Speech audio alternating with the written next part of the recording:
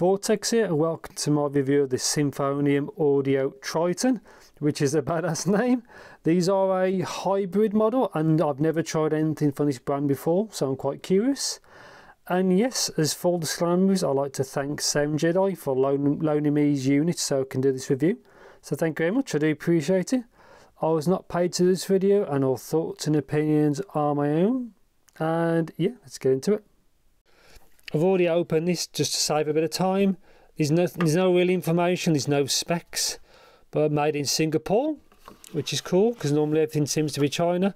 Comfort fit, high resolution, 3-way crossover. And again, I've never used anything from this before. And there's another one called the Helios. Again, I haven't tried that. And yeah, so this is quite a it's quite heavy, as you can see. Quite nice. Symphonium Audio Triton, which is kind of a badass name. Oops, super reflection. Obviously this is metal. Get these two out.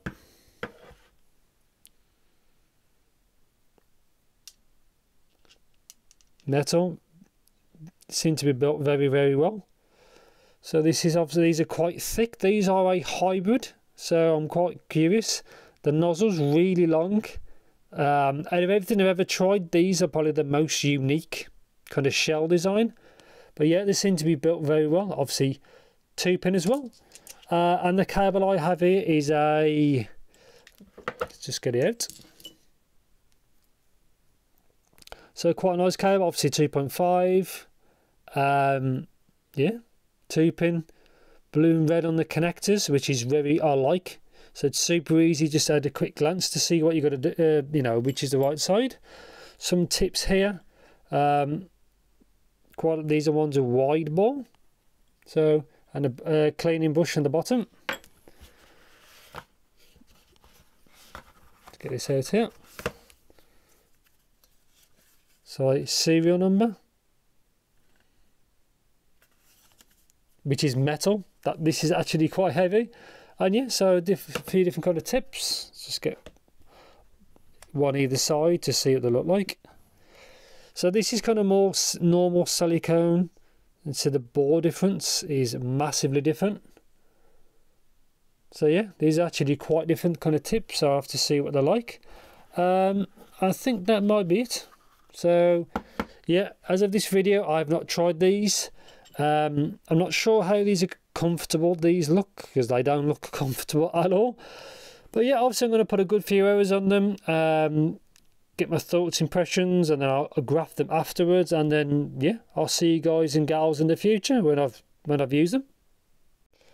Yeah, so welcome to my review section of the Symphonium Audio Tritons.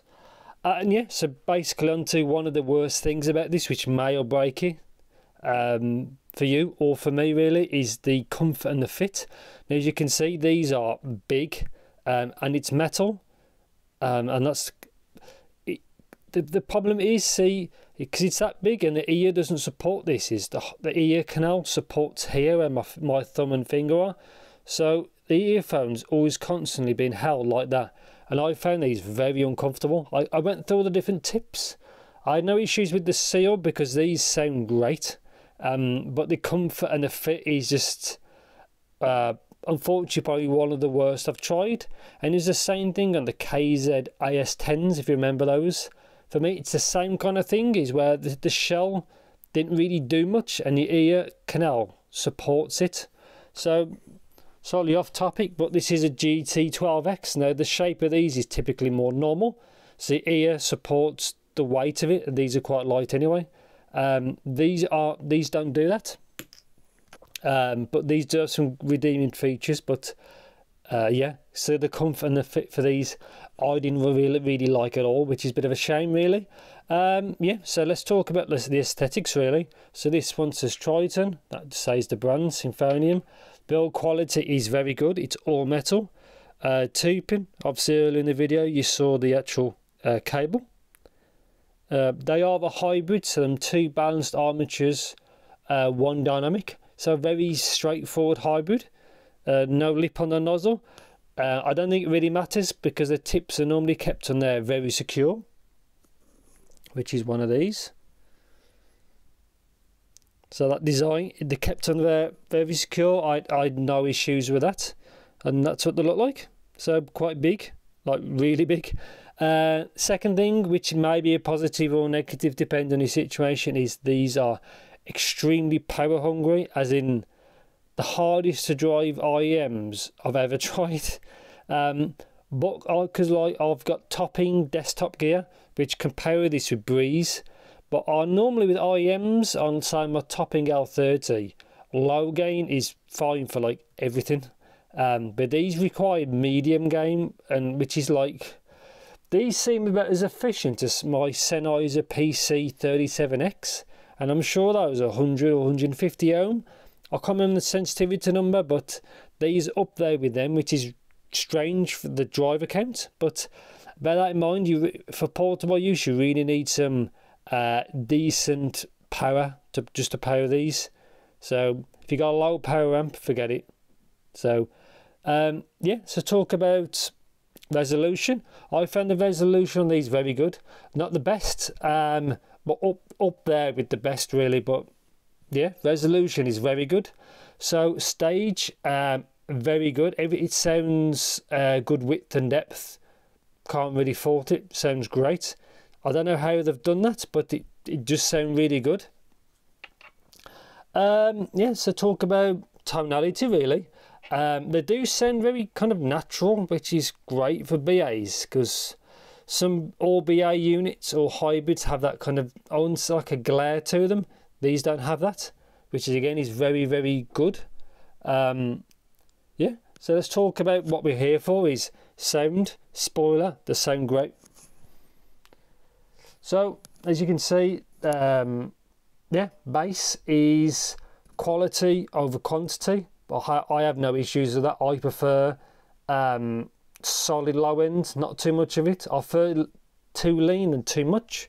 They do have a warmer kind of tilt, so these aren't mid bass by bass monsters, but there is a small elevation there, but it does extend very deep. Obviously with my graph it does roll off in towards the sub bass region, so it has more than it, as you can see. I can't fault it. It sounds great. So the bass on these is fantastic really. I think it's good. Mids, probably one of the worst things about this. They're not technically bad, but it's probably the worst part of the sound is. So I found female vocals slightly pushback, slightly being picky. There's nothing standout about the mids. They're just good. Yeah, so female vocals are slightly pushed back, but they're not bad at all really. So I'm to say really the mids are very clear, like they should be, so as they should be for the cost. Treble, very, very good set. Now there's a slight imbalance, as you can see, about from 5 to 6 in a bit. I didn't hear that when listening to them. You never know them unless you graphed side by side, but obviously the 8K is from the coupler, so bear that in mind.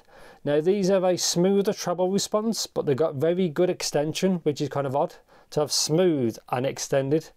But yet the treble is they're very precisely tuned, whoever done these. So the treble is very clear, so instrument separation is also very good.